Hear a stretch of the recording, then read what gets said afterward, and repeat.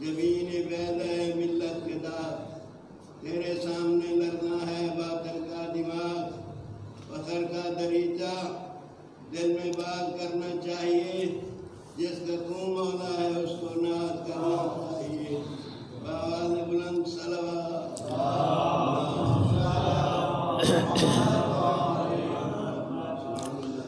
تمام حاضرین سے التماس ہے شہدائے ملت جعفریہ کی بلند درجات کے لیے صدر اسلام سے آج تک راہ محبت ولایت میں انجام دینے والوں کے لیے بالخصوص محبان آل رسول جو دنیا سے چلے گئے اور بعد میں ان کا کوئی فاتح پڑھنے والا نہیں رہا، انہیں یاد کرتے ہوئے بالاخص جس مرحوم کے لیے یہ مجلس اعظم منعقد کی گئی، ان کی مغفرت اور بلندی درجات کے لیے ایک مرتبہ سورہ فاتحہ اور 3 بار سورہ توحید کی تلاوت فرمائیں۔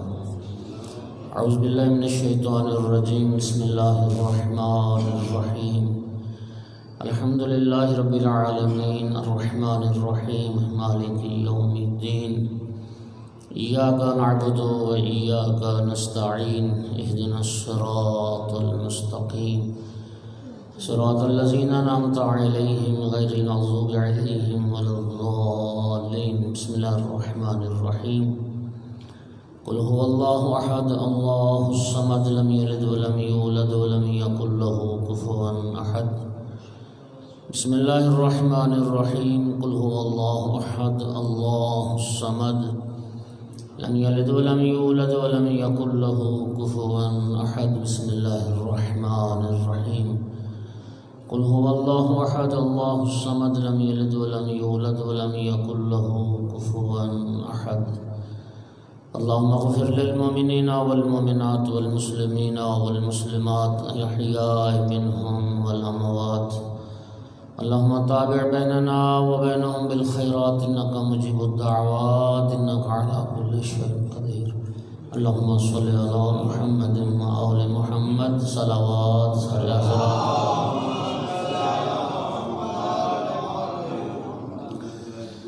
وارث اعزا یوسف زہرا امام صاحب العصر علیہ السلام کے ظہور میں تعجیل کے لیے بھی بلند تر صلوات۔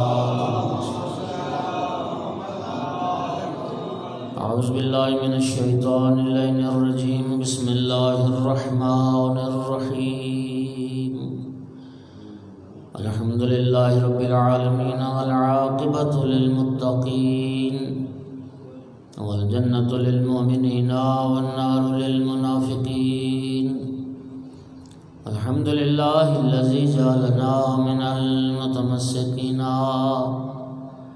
بولایت علی بن ابی طالب واولادہ المعصومین،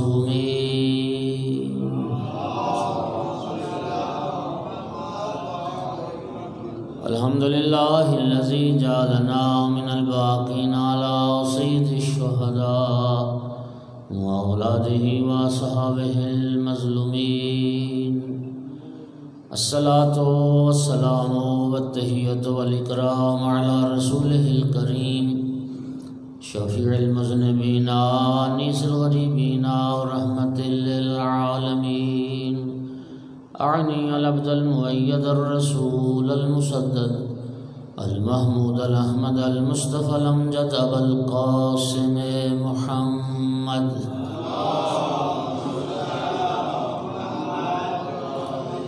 ثم الصلاة والسلام والتحیۃ والاکرام علی آلہ الطیبین الطاہرین المعصومین المنتجبین المنتخبین المظلومین، واللعنة الدائمة على أعدائهم ملعونين من يوم عداوتهم إلى قيام يوم الدين وبعد يوم الدين، أما بعد، فقال سبحانه وتعالى في كتابه المجيد، بسم الله الرحمن الرحيم، إن الدين عند الله الإسلام، صلوات۔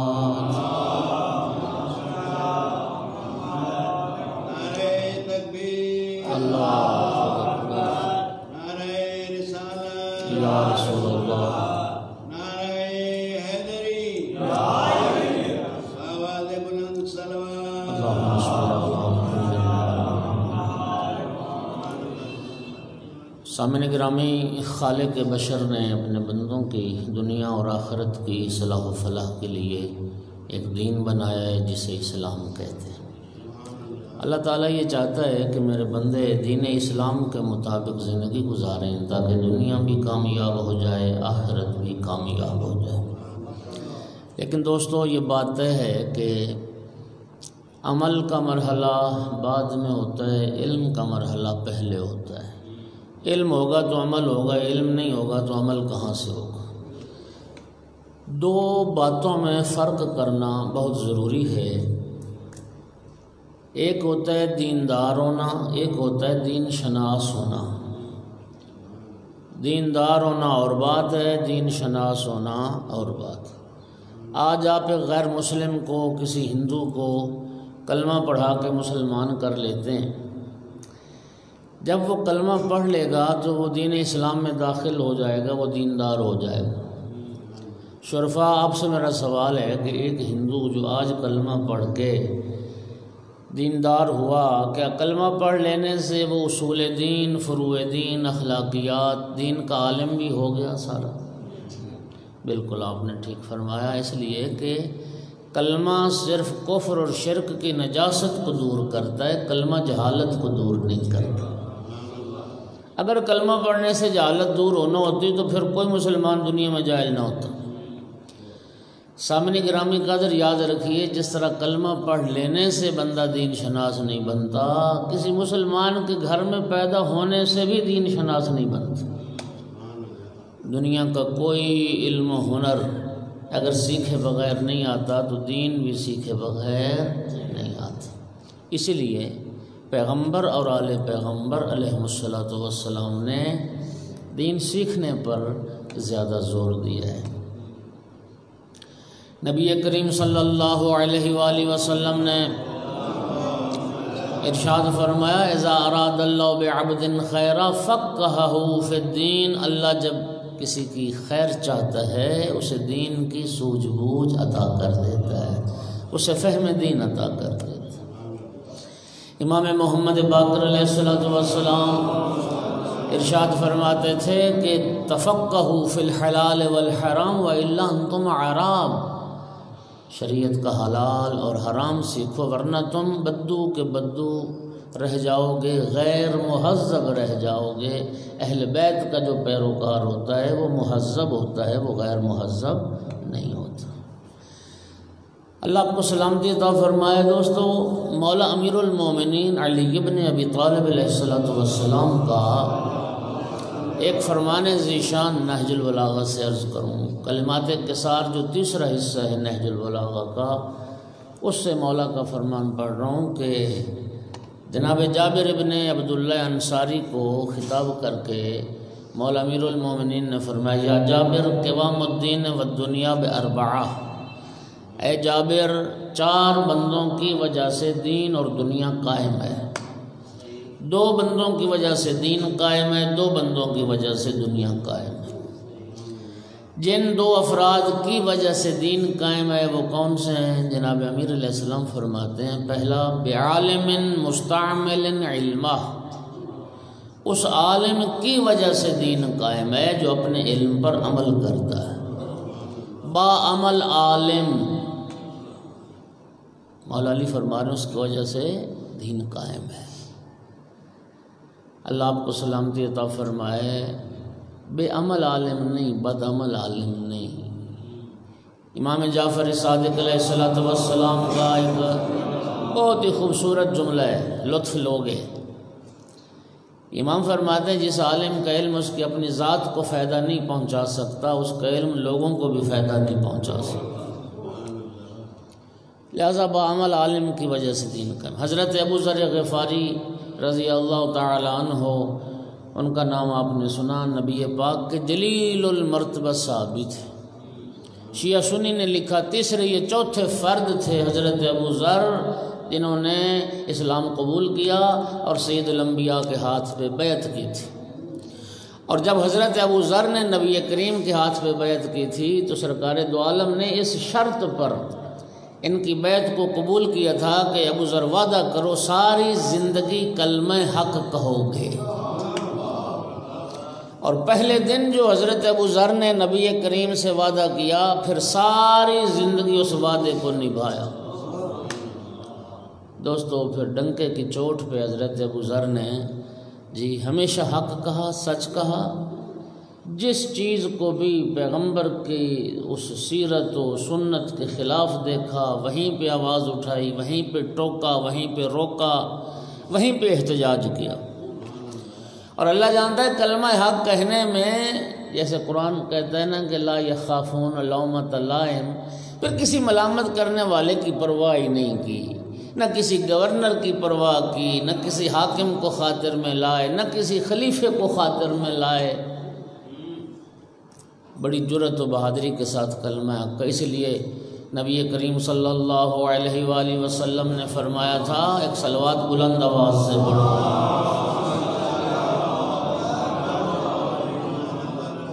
روز جمعہ ہے اور جمعہ کے دن کے جتنے بھی اعمال ہیں، میں عرض کروں کہ سب سے افضل عمل روز جمعہ کا وہ محمد و آل محمد پر درود پاک پڑھنا ہے۔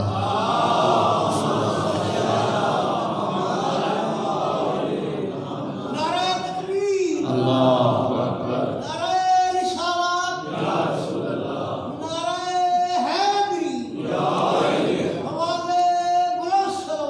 اللہم صلی علی محمد وآل محمد۔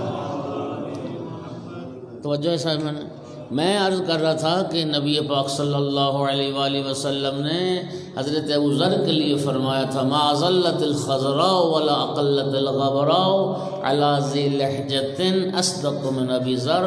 آسمان کی اس چھت کے نیچے اور زمین کے اس فرش کے اوپر ابو ذر سے بڑا سچا کوئی نہیں۔ آسمان نے سایہ نہیں کیا، زمین نے بوجھ نہیں اٹھایا کسی ایسے شخص کا جو ابو ذر سے زیادہ صادق اللہجہ ہو۔ اچھا، بعض احادیث مشہور ہو جاتی ہیں۔ اب یہ جو حدیث ہے نا منا اہل البیت والی، یہ جناب سلمان کے لیے زیادہ مشہور ہے۔ جناب سلمان کو بھی نبی کریم نے فرمایا تھا السلمان منا اہل البیت۔ حضرت ابو ذر کے لیے بھی نبی پاک نے فرمایا تھا ابو ذر منا اہل البیت۔ سامنے گرامی، یہ حضرت ابو ذر، مولا علی علیہ السلام نے ایک دن حضرت ابو ذر کو یاد کر کے تو رو پڑے۔ لوگوں نے پوچھا یا امیر المومنین کیا ہوا؟ فرمایا مجھے ابو ذر کی غربت پہ رونا آتا ہے۔ اللہ اکبر۔ کسی نے حاکم مدینہ کو مشورہ دیا کہ ابو ذر بھوکا چرواہا، بھیڑ بکریاں چرانے والا بھوکا انسان ہے، اور یہاں آ کے جناب بھرے دربار میں اعتراض شروع کر دیتا ہے، تنقید کرتا ہے، ٹوکتا ہے، روکتا ہے۔ تو اس کو پیسے لگا کہ منہ بند کر دو، اس کا اعتراض کرنا اور تنقید کرنا چھوڑ دے گا۔ رات کی تاریکی میں حاکم مدینہ نے ایک غلام کے ذریعے 300 دینار ابو ذر کے لیے بھجوائے۔ دینار سونے کے ہوتے تھے، جانتے ہیں آپ۔ 100 دینار کی 3 تھیلیاں حضرت ابو ذر کے لیے بھجوائیں۔ اور غلام جب دینار لے کے آئے نا دق الباب کی ابو ذر کے دروازے پہ، تو حضرت ابو ذر باہر آئے تو غلام کہتا ہے ابو ذر یہ حاکم نے تمہارے لیے 300 دینار بھیجا ہے۔ فرمانے لگے سبحان اللہ، مسلمانوں کا بیت المال اتنا امیر ہو گیا ہے کہ ہر مسلمان کو 300 دینار دیے جا رہے ہیں۔ غلام کہتا ہے نہیں ابو ذر، ہر مسلمان کے لیے نہیں، صرف تمہارے لیے بھیجے گئے۔ فرمایا لے جاؤ یہ دینار، جس بیت المال سے کسی دوسرے مسلمان کو کچھ نہ ملے اس سے ابو ذر بھی لینے کو تیار ہے۔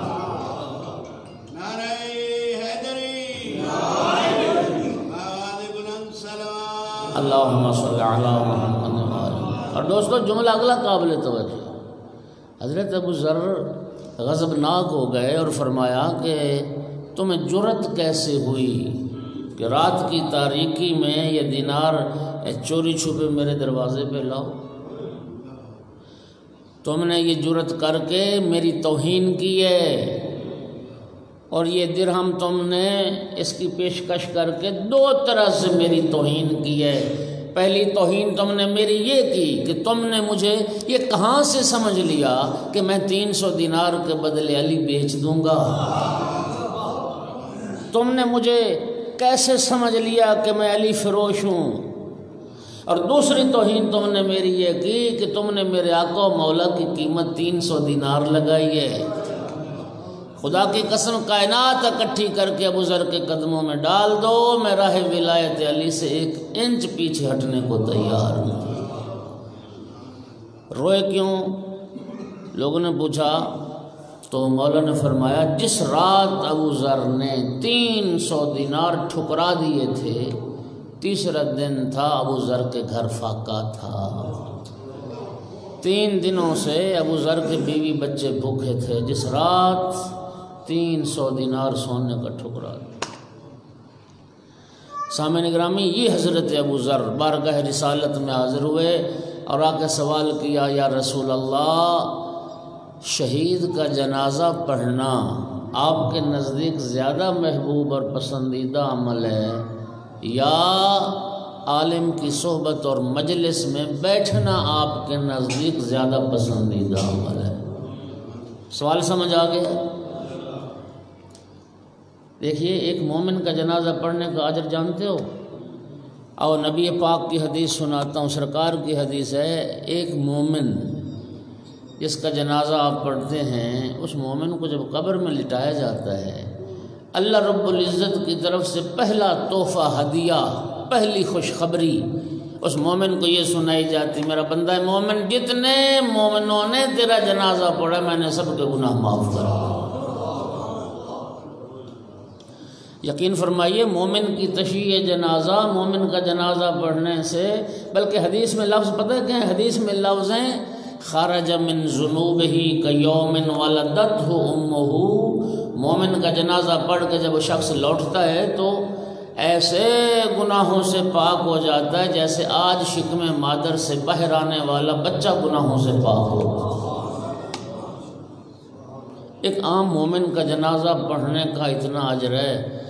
اب تمہیں بات سمجھ آ گئی ہوگی کہ رسول زادی نے بنت پیمبر نے مولا امیر المومنین کو کیوں وصیت کی تھی، یا علی، وہ لوگ نہ آئیں میرے جنازے میں جنہوں نے میرے حق کو غصب کیا، جنہوں نے مجھے دکھ دیے، جنہوں نے مجھے تکلیفیں پہنچی۔ تو میرے بھائی، جب ایک عام مومن کے جنازہ پڑھنے کا اتنا اجر اور اتنا ثواب، تو پھر ایک مومن ہو اور وہ شہید ہو۔ حضرت ابو ذر پوچھ رہے ہیں، یا رسول اللہ، شہید کا جنازہ پڑھنا آپ کے نزدیک زیادہ محبوب عمل ہے یا عالم کی مجلس و صحبت محفل میں بیٹھنا زیادہ محبوب عمل ہے؟ اب سرکار کا جواب سنیے، فرمایا، اعلم یا ابا ذر، جلوس ساعت عند مجلس العالم احب الی من حضور 1000 جنازت شہید من شہداء بدر۔ فرمایا، ابو ذر، یاد رکھ، تو ایک شہید کی بات کرتا ہے، 1000 شہید، اور عام شہید نہیں۔ فرمایا 1000 بدری شہید کا جنازہ پڑھنے سے بھی مجھے زیادہ محبوب ہے عالم کی مجلس میں لحظہ بیٹھ جانا، عالم کی صحبت میں لحظہ بیٹھ جانا۔ اللہم صلی علی محمد۔ تو مولا امیر المومنین بھی یہی فرما رہے ہیں، بعمل عالم کی وجہ سے دین قائم ہے۔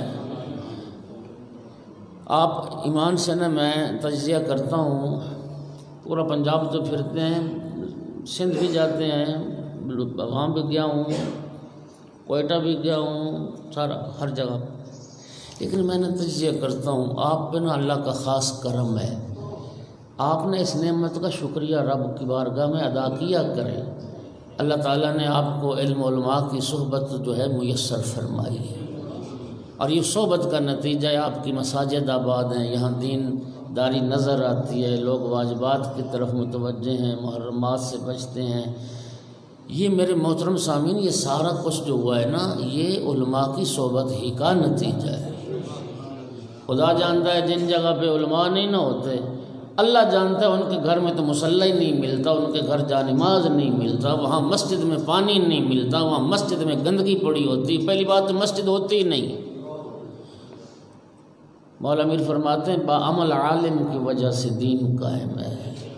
اب علماء سے دور رہ کے کوئی انسان کیسے پھر دیندار ہوگا بتائیے ذرا۔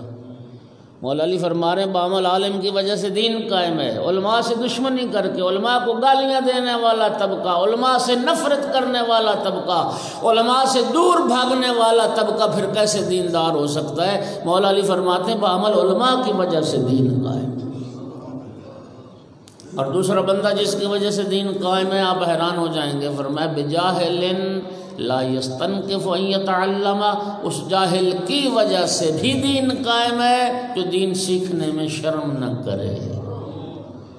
جاہل پوچھتا جائے گا، عمل کرتا جائے گا، عالم علم پر عمل کرتا جائے گا تو دین خود بخود قائم ہوتا جائے گا۔ سامعین گرامی، اللہ نے جو دین پسند کیا وہ صرف اسلام ہے۔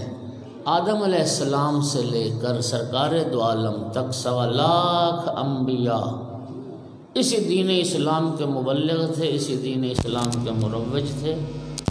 نبی پاک نے جزیرت العرب میں صفر سے دین کا کام شروع کیا۔ یہ جو 27 رجب ابھی گزری، یہ بعثت پیغمبر اکرم کا دن تھا۔ سرکار نے اعلان رسالت فرمایا۔ نبی پاک نے صفر سے دین کا کام شروع کیا۔ 23 سال لگے سرکار کو دین اسلام کو نقطہ معراج تک پہنچا دیا۔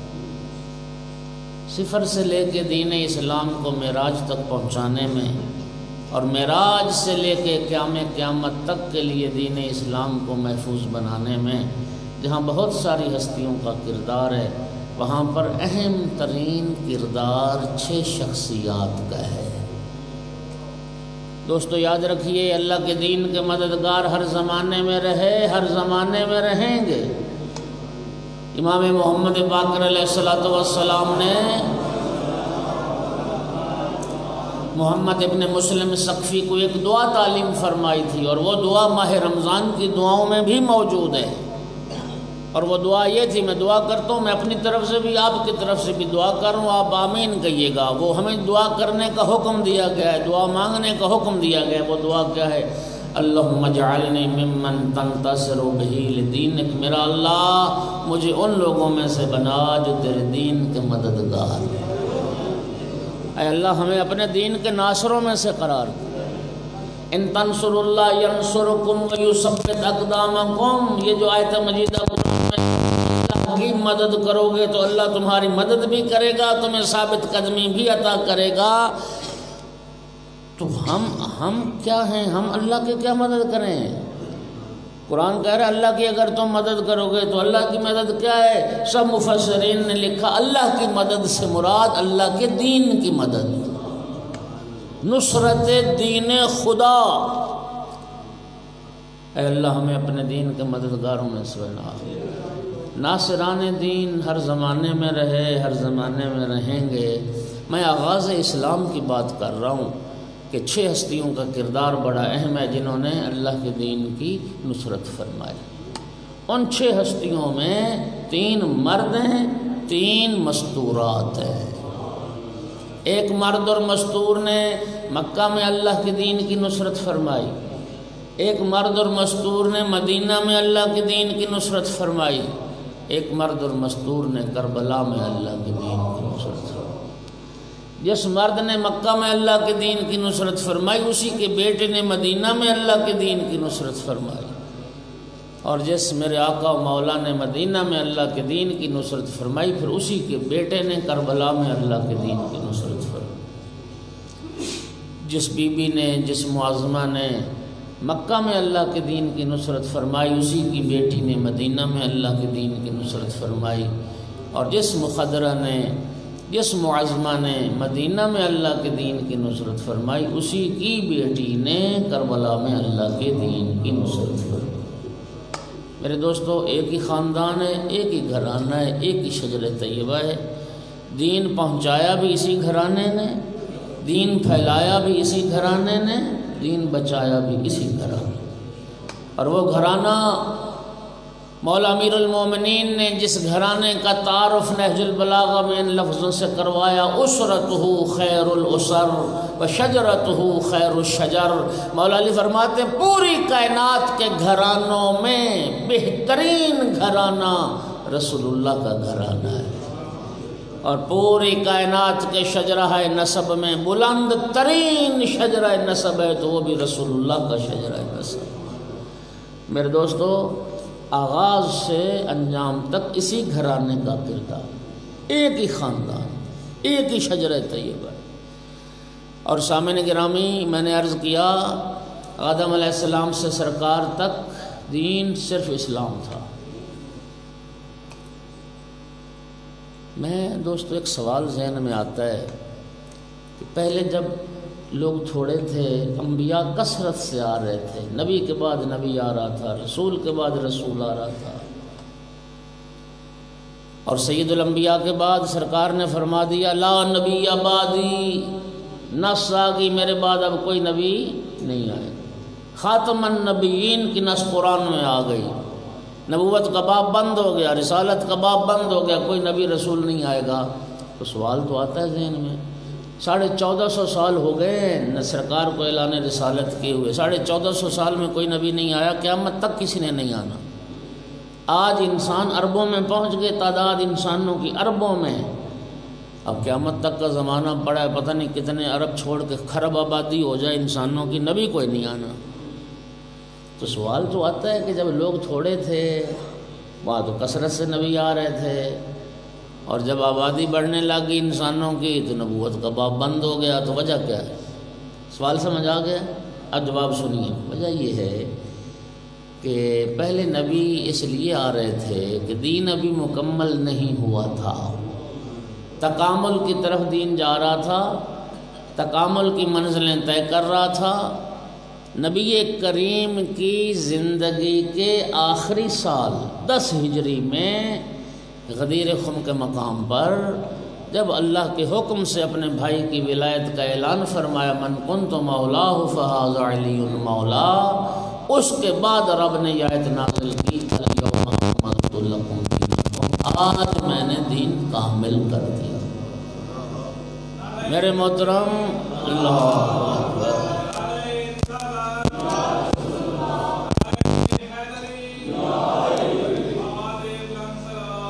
اللہم صلی علی محمد، آج میں نے تمہارے لیے دین کو مکمل کر دیا۔ پہلے دین مکمل نہیں ہوا تھا، اس لیے نبی کی ضرورت تھی، صحیفے کی ضرورت تھی، کتاب کی ضرورت تھی۔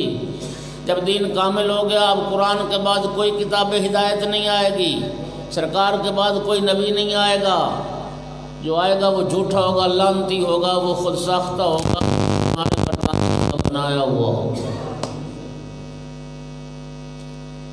سامعین گرامی، نبوت کا باب بند ہوا، امامت کا دور شروع ہو گیا۔ انسانیت کو ہادی کی ضرورت ہر حال میں ہے اور ہر زمانے میں۔ تو میرے بھائیوں قدردان بیٹھے، جملہ کہنے لگا ہوں۔ سامعین گرامی، اب سرکار کے بعد نبی اس لیے نہیں آیا کہ خداوند عالم نے سید الانبیاء کے بعد ایک ایسا ہادی، ایک ایسا راہبر، ایک ایسا امام امت مسلمہ کو عطا کر دیا جو اکیلا 1.25 لاکھ انبیاء کے کمالات کا مالک ہے، اکیلا 1.25 لاکھ انبیاء کے فضائل و کمالات کا مالک۔ اس لیے اب نبی کی ضرورت نہیں ہے، ایک نہیں بلکہ رب نے 14 ایسے ہادی عطا فرما۔ تو میرے بھائیوں، دین مکمل ہوا غدیر میں آ کے، سنیے گا ذرا، دین غدیر میں آ کے مکمل ہوا، محفوظ نہیں۔ دین محفوظ ہوا کربلا میں آ کے، اور کربلا میں آ کے دین کے ہو گئے 2 حصے، ایک ہے دین کا ماضی، ایک ہے دین کا مستقبل۔ حضرت آدم علیہ السلام سے لے کے سرکار دو عالم تک، اور پھر مولا امیر المومنین کے اعلان ولایت سے لے کے کربلا میں امام حسین علیہ السلام کے آخری سجدے تک، یہ سارا دین کا ماضی ہے، اور مولا حسین علیہ السلام کے آخری سجدے سے لے کے آفتاب قیامت کے طلوع ہونے تک یہ سارا دین کا مستقبل ہے۔ قدردانوں جملہ کہہ رہا ہوں، دین محفوظ ہوا کربلا میں آ کے، دین کے ماضی کو مولا حسین علیہ السلام بچا گئے، دین کے مستقبل کو علی کی بیٹی زینب کبریٰ صلوات اللہ علیہا بچا۔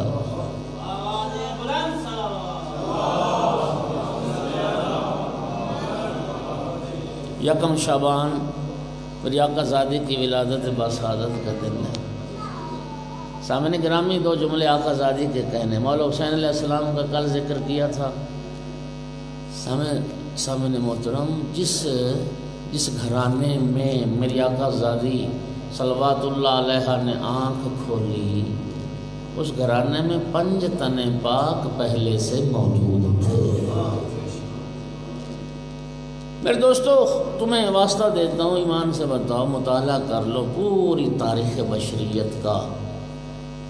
یہ جو 3 ماں بیٹیوں کا مقدس سلسلہ ہے، جناب خدیجۃ الکبریٰ صلوات اللہ علیہ نے مکہ میں اللہ کے دین کی نصرت کی، جناب فاطمہ الزہرا صلوات اللہ علیہ نے مدینہ میں اللہ کے دین کی نصرت کی، جناب زینب کبریٰ صلوات اللہ علیہ نے کربلا میں اللہ کے دین کی نصرت کی۔ یہ جو 3 ماں بیٹیوں کا مقدس سلسلہ ہے، اس کی کوئی نظیر کائنات میں ملتی ہے؟ مرحوم کاشف الغطاء نجف اشرف کے عالم دین، انہوں نے فرمایا تھا کہ ایک بھی گھرانہ کائنات میں ایسا نہیں ہے جس گھرانے میں مسلسل 3 نسلوں میں کمال چلا ہو۔ خدا کی قسم، یہ واحد گھرانہ کائنات میں آل محمد کا گھرانہ ہے۔ مردوں میں دیکھو تو مسلسل 12 نسلوں میں کمال چلا، مستورات میں بھی دیکھو تو مسلسل 3 نسلوں میں کمال چلا۔ یعنی ان 3 مستورات میں سے ہر بی بی عزت و عظمت و شہرت کی اس بلندی پر فائز ہے۔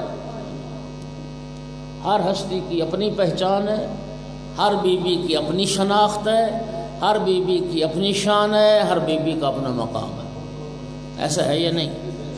تو یہ جو 3 ماں بیٹیوں کا سلسلہ، درمیان میں سیدہ طاہرہ کی ذات آتی ہے۔ ایک طرف ماں خدیجۃ الکبریٰ صلوات اللہ علیہا، اور ایک طرف بیٹی جناب زینب کبریٰ صلوات اللہ علیہا۔ اللہ نے کتنا کرم کیا سیدہ طاہرہ کی ذات پر کہ اللہ پاک نے سیدہ طاہرہ کو ماں وہ عطا کی جس کا بنائے کلمہ لا الہ الا اللہ میں کردار ہے، بیٹی وہ عطا کی جس کا بقائے کلمہ لا الہ الا اللہ میں کردار۔ جب مکہ میں اسلام کی بنیاد رکھی جا رہی تھی تو جناب خدیجۃ الکبریٰ صلوات اللہ علیہ کا کردار تھا، اور جب کربلا میں اسلام بچایا جا رہا تھا تو جناب زینب کبریٰ صلوات اللہ علیہ کا کردار تھا۔ میں نے عرض کیا جس گھرانے میں میری آقا زادی نے آنکھ کھولی، اس گھرانے میں 5 تن پاک پہلے سے موجود ہیں، اور میری آقا زادی کا ہر رشتہ سردار ہے، سردار۔ نانا سید الانبیاء، بابا سید الاوصیاء، ماں سیدۃ النساء، بھائی سیدہ شباب اہل الجنہ۔ نانا انبیاء کا سردار، بابا اوصیاء کا سردار، ماں کائنات کی اور جنت کی عورتوں کی سردار، بھائی جوانان جنت کے سردار۔ اور 5 تن پاک میں سے ہر ہستی قرآن ناطق ہے۔ کتنی خوش نصیب بھی ہے جسے 5 تن پاک کی پاکیزہ آغوش نصیب ہوئی ہے۔ 5 معصومین نے جسے پالا، اور 5 تن میں سے ہر ہستی قرآن ناطق ہے۔ رسول اللہ بھی قرآن ناطق، مولا امیر بھی قرآن ناطق، جناب سیدہ بھی قرآن ناطق، جناب حسنین کریمین بھی قرآن ناطق۔ تو دوستو پھر مجھے کہنے دو کہ جناب زینب کبریٰ صلوات اللہ علیہا وہ حدیث ہے جس کی پرورش قرآن کی آغوش میں ہوئی ہے، قرآن کی آغوش۔ 5 معصومین نے جس بی بی کو پالا۔ جب آقا زادی کی ولادت ہوئی نا، سرکار دو عالم گھر تشریف لائے، اور فرمایا یا علی بیٹی کا نام کیا رکھا؟ جناب امیر عرض کرتے ہیں یا رسول اللہ میرے بیٹوں کے نام بھی آپ نے رکھے، میں آپ کے ہوتے ہوئے کیسے سبقت کر سکتا تھا؟ سرکار نے فرمایا یا علی بیٹوں کے نام میں نے تو نہیں رکھے، بیٹوں کے نام تو اللہ نے رکھے ہیں، اب اللہ کے ہوتے ہوئے میں کیسے سبقت کر سکتا ہوں؟ جبرائیل حاضر خدمت ہو گئے، ہدیہ مبارکبادی کے بعد، ہدیہ تبریک و تہنیت کے بعد جبرائیل عرض کرتے یا رسول اللہ اللہ رب العزت فرما رہا ہے اس بیٹی کا نام لوح محفوظ پر زینب درج ہے۔ میری آقا زادی کا نام مبارک زینب رکھا گیا وحی خدا کے مطابق، لیکن میری آقا زادی کے القاب بہت سارے ہیں، القاب بہت سارے ہیں۔ اللہم صلی علی محمد۔ عالمہ غیر معلمہ یہ بی بی کا معروف لقب ہے، اور یہ لقب امام زین العابدین علیہ السلام نے عطا کی۔ یا عمتی انت بحمد اللہ عالمۃ غیر معلمہ، پھوپھی اماں آپ بفضل خدا عالمہ غیر معلمہ ہیں۔ عالمہ غیر معلمہ کسے کہتے ہیں جانتے ہو؟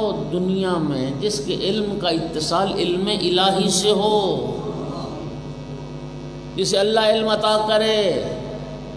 اور سامعین گرامی یاد رکھیے انبیاء کو اللہ انبیاء کو وحی کے ذریعے علم عطا کرتا ہے، اپنے اولیاء کو الہام کے ذریعے علم عطا کرتا ہے۔ یہ عالمہ غیر معلمہ بھی ہے۔ دوسرا لقب میری آقا زادی کا عقیلۃ القریش، عقیلہ بنی ہاشم۔ خدا کی قسم قدردان بیٹھو ایک جملہ سن لو ذمہ داری سے، یہ میری آقا زادی کی عزت و عظمت اور منزلت اس سے بڑھ کے کیا ہوگی کہ وقت کے 3 امام جس بی بی سے مشورہ لیتے رہے، 3 امام معصوم، وقت کی حجت ہے خدا، 3 حجج الہی اس آقا زادی سے مشورہ کرتے رہے۔ مولا حسین علیہ السلام بھی اپنی زندگی میں اپنی اس بہن سے مشورہ کرتے تھے۔ امام سجاد علیہ السلام بھی بابا کی شہادت کے بعد آقا زادی سے مشورہ کرتے تھے، اور امام محمد باقر علیہ السلام نے بھی اپنی اس دادی سے مشورہ کیا ہے۔ کیا عظمت ہے آقا زادی۔ سامعین گرامی القاب میں نے عرض کیا بہت سارے ہیں، کفیلہ سجاد، محافظہ امامت، عدیلہ مریم، مسیل خدیجہ، عابدہ اول علی، عارفہ اول علی، لیکن سارے القاب اپنی جگہ پر، لیکن یہ جو میں کہتا ہوں اس آقا زادی کی عزت و عظمت کے لیے صرف یہ ایک لفظ کافی ہے، صرف ایک لفظ کہ یہ ثانی زہرا۔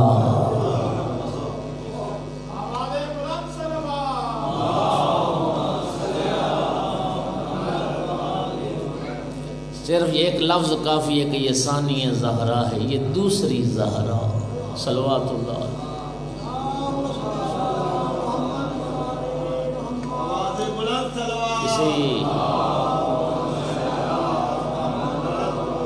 میں بنت پیمبر کی بارگاہ میں، رسول زادی کی بارگاہ میں معافی مانگ کے عرض کروں گا، آقا زادی اے بنت پیمبر مجھے معاف کرنا، آپ کا ثانی تو دنیا میں آ گیا، ثانی زہرا تو دنیا میں آ گئی، ثانی زینب کوئی نہ آ سکے، دنیا میں پھر کوئی دوسری زینب نہ آ سکے۔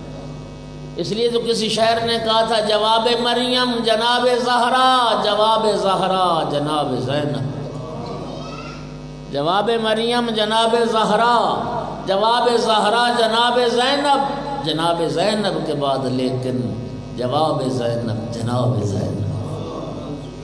پھر اس آقا زادی کا کوئی ثانی کائنات میں۔ اور دوستو یہ عزت و عظمت کے نمونے بھی رسول اللہ کے گھرانے میں نظر آئیں گے۔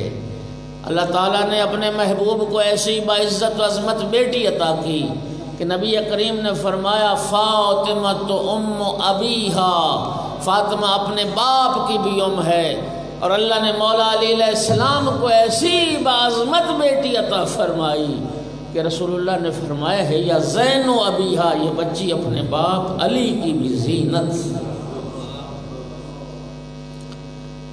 ولی جو سارے اسلام کی زینت ہے اس کی زینت کا نام زینب کبریٰ صلوات اللہ۔ یقین فرمائیے مولا علی علیہ السلام کو اپنی نہج البلاغہ پر وہ ناز نہیں ہے جو اپنی اس بیٹی زینب کبریٰ پر ناز۔ ہمارے ایک عبداللہ مامقانی ایک فقی ہمارے گزرے ہیں، ان کے علم رجال کی بڑی معروف کتاب ہے رجال مامقانی، انہوں نے ایک بڑے خوبصورت جملہ لکھا، کہتے ہیں اقول زینب وما زینب وما ادراک ما زینب، کون ہے زینب، کیا ہے زینب، اور تم کیا جانو کہ کیا ہے زینب۔ 5 معصومین نے اس بی بی کی پرورش فرمائی، 5 معصومین نے جس طرح مولا امیر المومنین نے سرکار کی زبان کو چوسا تھا، جس طرح امام حسین علیہ السلام نے لعاب رسالت کو چوسا، اسی طرح سرکار دو عالم نے اپنی اس بیٹی کو بھی اپنا لعاب رسالت چوسایا ہے۔ اگر بنص قرآن جناب حسنین کریمین رسول اللہ کے بیٹے ہیں تو جناب زینب کبریٰ اور جناب ام کلثوم علیہم الصلاۃ والسلام یہ رسول اللہ کی بیٹیاں ہیں، یہ رسول اللہ کی بیٹیاں۔ اور میرے محترم سامعین، عقیلہ بنی ہاشم، دیکھ لیں پورے عرب میں جو نبی پاک کا گھرانہ ہے نا وہ سب سے زیادہ فہم و فراست والا گھرانہ ہے، اور جب ہم بنی ہاشم کہیں گے نا عقیلہ بنی ہاشم تو دائرہ بہت وسیع ہو جائے گا، اور عقیلۃ القریش کہیں گے تو دائرہ اور وسیع ہو جائے گا۔ جس گھرانے میں پیغمبر اور ائمہ اہل بیت جیسی ہستیاں موجود ہوں، اس گھرانے کی عقیلہ کا لقب پایا ہے میری آقا زادی نے۔ 5 سال کی عمر مبارک تھی جب اپنی صدیقہ کبریٰ ماں کے ساتھ مسجد میں گئی تھیں، اور بی بی پاک نے جو خطبہ فدق پڑھا تھا 5 سال کی عمر میں، وہ طولانی اور وہ مفصل، وہ مبسوط خطبہ، وہ فصاحت و بلاغت کی معراج خطبہ اپنی صدیقہ ماں کی زبان سے سنا، حفظ کیا، 5 سال کی عمر میں ابن عباس کے لیے نقل کیا، اور ابن عباس سے لفظوں سے نقل کیا ان عقیلتنا۔ ابن عباس کہتا میں اپنے خاندان کی عقیلہ سے یہ خطبہ نقل کر رہا ہوں۔ وہ خطبہ کو معمولی خطبہ نہیں ہے، اور یاد رکھیے نہج البلاغہ مولا امیر المومنین کے خطبات کا ذکر سنتے رہتے ہو، جاؤ تحقیق کرو، یہ مولا علی علیہ السلام کے جو خطبات ہیں یہ 30 سال بعد کے خطبات ہیں۔ جو بی بی پاک نے خطبہ پڑھا ہے وہ مولا علی کے خطبات سے بھی 30 سال پہلے پڑھا ہے، 30 سال پہلے پڑھا۔ آیت اللہ جوادی عاملی نے تو ایک بہت خوبصورت جملہ کہا، وہ فرماتے ہیں مولا علی کے جو خطبات ہیں یہ خطبہ فدق کی شرح ہے، اس خطبہ کی تشریح ہے جو خطبہ میری آقا زادی نے بنت پیغمبر نے مسجد میں پڑھا تھا۔ اور اللہ آپ کو سلامتی عطا کرے، یہ عزت و عظمت کے نمونے بھی صرف رسول اللہ کے گھرانے میں نظر آئیں گے۔ اللہ نے اپنے محبوب کو ایسے ہی باعزت عظمت بیٹی عطا فرمائی کہ شیعہ سنی نے لکھا کلما جات فاطمہ تو علی ابیہا فقام الیہا رسول اللہ، لاکھوں بار کا سنا ہوا جملہ کہ جب بھی بی بی پاک اپنے بابا کے پاس آتی تھیں رسول اللہ سیدہ کی تعظیم کے لیے کھڑے ہو جاتے تھے، اور اللہ نے مولا حسین علیہ السلام کو ایسی باعزت و عظمت بہن عطا کی کہ جب بھی میری آقا زادی زینب سلام اللہ علیہا اپنے بھائی حسین علیہ السلام کے پاس آتی تھیں، امام حسین علیہ السلام بہن کی تعظیم کے لیے کھڑے ہو جاتے۔ محدث جزائری لکھتے ہیں کہ مولا حسین علیہ السلام تلاوت قرآن میں مصروف تھے، میری آقا زادی تشریف لائیں، مولا حسین علیہ السلام تلاوت قرآن چھوڑ کے بہن کی تعظیم کے لیے کھڑے ہو گئے، بہن کے استقبال کے لیے کھڑے ہو گئے۔ ایک صاحب کتاب نے ایک جملہ لکھا ہے، دیکھو کائنات میں ہر بہن کو بھائی سے پیار ہوتا ہے، محبت ہوتی ہے، لیکن خدا جانتا ہے جتنی محبت میری آقا زادی زینب کو بھائی حسین سے تھی اور جتنی محبت مولا حسین علیہ السلام کو اپنی اس بہن سے تھی، اس کی کائنات میں نظیر نہیں ملتی۔ حیران ہو جاؤ گے جملہ سن کے، کہتے ہیں جب بھی نماز کا وقت ہوتا تھا نا، نماز کا وقت، میری آقا زادی پہلے آ کے بھائی حسین کے چہرے کی زیارت کرتی ہے، پہلے بھائی کے چہرے کی زیارت کرتی تھی، پھر مصلی عبادت پر تشریف لے جاتی۔ یہی وجہ تھی جب میری آقا زادی نے جوانی کی دہلیز پہ قدم رکھا، مولا امیر المومنین علیہ السلام نے اپنی بیٹی کا عقد پڑھا، نکاح پڑھا اپنے بھتیجے جناب عبداللہ ابن جعفر طیار کے ساتھ۔ اس نکاح میں مولا علی علیہ السلام نے 2 شرطیں رکھی تھیں۔ پہلی شرط یہ تھی، عبداللہ میری بیٹی زینب کو ہر روز بھائی حسین سے ملنے کی اجازت ہے، ہر روز بھائی حسین سے ملنے کی اجازت ہوگی۔ اور دوسری شرط یہ تھی، عبداللہ جب میرا بیٹا حسین سفر پہ جائے گا میری زینب بھی ساتھ جائے گا۔ اللہ اکبر، اس لیے کہ میری بیٹی اپنے بھائی حسین کے بغیر جی نہیں سکے گی، خدا جانے پھر کربلا کے بعد زندہ کیسے رہی ہے۔ اگر وہ بھائی کا عظیم مشن نہ سنبھالنا ہوتا تو کربلا میں مر گئی ہوتی۔ جب شادی ہو گئی نا، مولا امیر المومنین بیٹی کے گھر آئے، تیسرا دن تھا، دیکھا کہ بیٹی رو رہی ہے۔ مولا امیر کو بڑا شاک گزرا، زینب بیٹی کیا ہوا؟ بابا آج تیسرا دن ہے، بھائی حسین کی زیارت نہیں کی۔ اجرکم علی اللہ۔ جب آقا زادی کی ولادت ہوئی نا، نبی پاک نے جناب بلال سے فرمایا، بلال مدینے میں منادی کرو اور لوگوں کو مسجد میں اکٹھا کرو۔ منادی ہو گئی، مسلمان سارے مسجد میں جمع ہو گئے، سرکار دو عالم ممبر پہ تشریف لے گئے، سامنے صحابہ کا مجمع، سرکار ممبر پہ جلوہ افروز ہوئے، فرمایا یا علی گھر جاؤ نا، میری بیٹی کو اٹھا کے لاؤ۔ مولا امیر المومنین گھر گئے، بیٹی کو اٹھا کے لائے، رسول اللہ کے ہاتھوں پہ دیا، سرکار نے بیٹی کی پیشانی کو بوسہ دیا، سر پہ بوسہ دیا۔ محدث جزائری لکھتے ہیں پھر سارے مسلمانوں کے سامنے نبی کریم نے بیٹی کے ننھے بازو پکڑ کے، رسول اللہ نے بیٹی کے بازوؤں پہ بوسہ دیا اور زار زار رونا شروع۔ پھر سرکار نے صحابہ کی طرف رخ کیا اور فرمایا، سنو، میں تمہیں کہتا تھا نا کہ خدیجہ کے احسانات کو بھلا نہ دینا، اور تم مجھ سے سوال کرتے تھے کہ ہم خدیجہ کے احسانات کا بدلہ کیسے دے سکتے ہیں۔ میں نے تمہیں کہا تھا انتظار کرو، ایک وقت آنے والا ہے تمہیں بتاؤں گا کہ خدیجہ کے احسانات کا بدلہ کیسے دیا جا سکتا ہے۔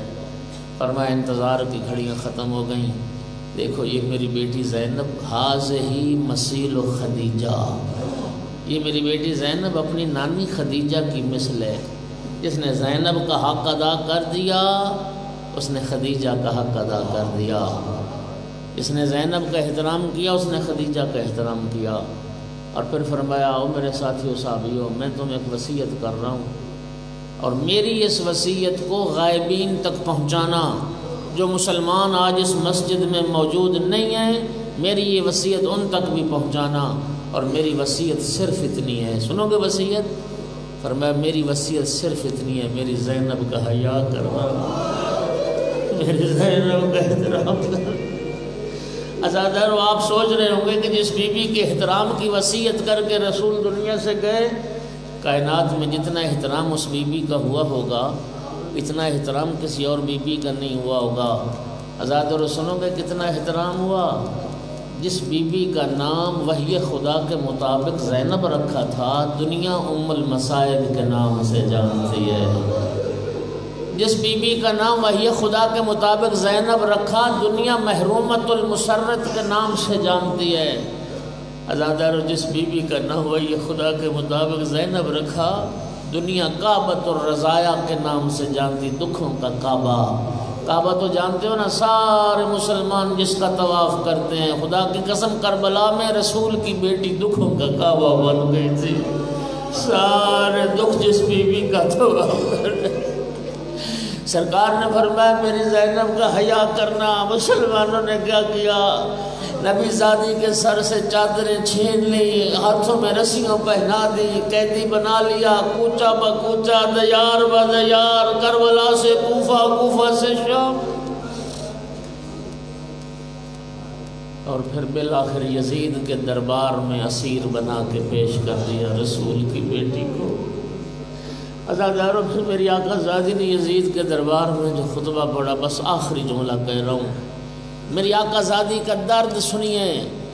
یزید ملعون کو خطاب کر کے فرمایا امن العدل یبن الطلقاء، تخدیروں کا، حرائرہ کا، و اماک و سوکوں کا بنات رسول اللہ سبایا، اے ہمارے آزاد کردہ لوگوں کی اولاد، بتا کیا تیرا یہی عدل ہے؟ تیری کنیزیں پردے میں بیٹھے، رسول کی بیٹیاں ننگے سر درباروں بازار میں پھرا، قد تقت ستورہن وابدیت وجوہن، تو نے ہمارے سروں سے چادریں چھین لی، ہمارے چہرے ننگے کر دی، یتصف وجوہن القریب والبعید والدنی والشریف، یزید ہم جہاں سے بھی گزرتے ہیں شریف لوگ بھی ہمارے چہرے دیکھتے ہیں، کمینے لوگ بھی ہمارے چہرے دیکھتے ہیں۔ الا لعنۃ اللہ علی القوم الظالمین وسیعلم اللہ